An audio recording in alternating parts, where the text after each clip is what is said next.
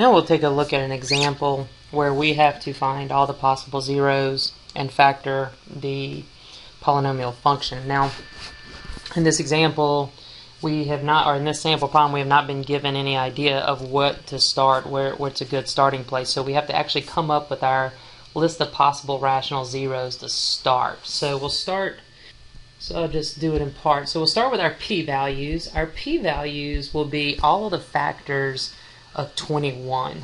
So we got to remember our plus and our minus factors. So we have 1, we can have 3 and 7, and then of course the 1 and 21. So we could have positives and negatives of all those.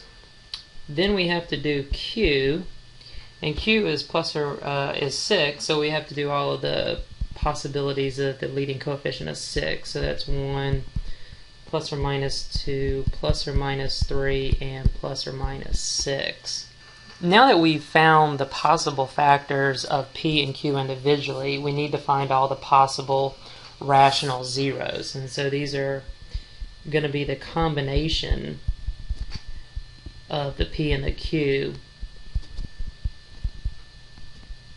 and so we're going to find all the combinations of the p over the q. Now plus or minus 1 was given both times. We only need to write it once. And so what we're going to start off with is every single one of our p-values over 1. So that should be pretty straightforward here. It's just a repeat of all the p-values. So those are all the possibilities over 1. But then we have to go through this process again and put all of those possibilities over 2 as well. And so we'll go ahead and do that also. So 1 over 2, and so I did all of the possibilities over 2 as well. Now we need to do all of the possible p's over 3. Now if you notice, if we do plus or minus 3 over 3, that just gives us a 1, so we're back to where we were before. We've already had that, so we do the 7 over 3. Also, if we do 21 over 3, that gives us plus or minus 7 also. So that's another one that we don't need to repeat or write all over again. And then lastly, we need to write all the possibilities of p over q, and so we now need to work with the 6. And 3 over 6 is 1/2, so we already have 1/2. So we'll skip that one.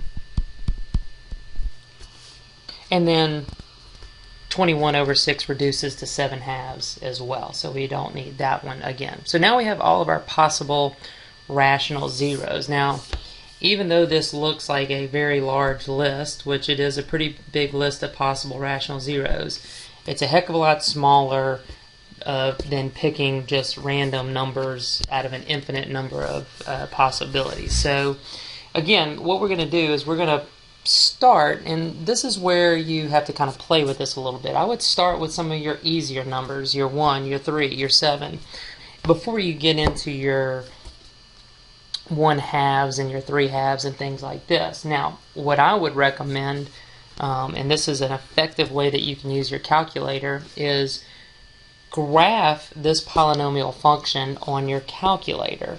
See where it crosses the x-axis, and that'll give you a good starting place. And if you do that, what you'll notice is this actually crosses the x-axis at -3.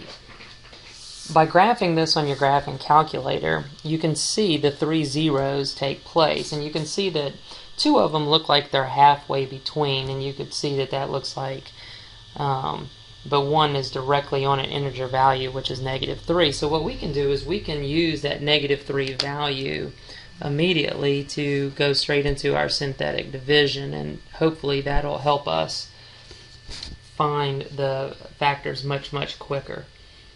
So I've set up the synthetic division. I'm going to go ahead and work this out now, and as we had hoped, we ended up with a remainder of 0, and we kind of knew that was coming because we had a good eyeball on that. So you can see that we can use the calculator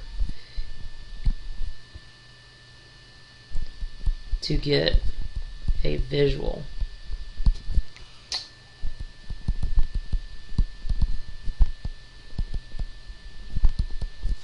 So make sure you use that very, very well. Now, if we look at our depressed polynomial, we're going to have x squared and x. And so now it's going to be our job to factor that final piece. And of course we're going to end up doing that with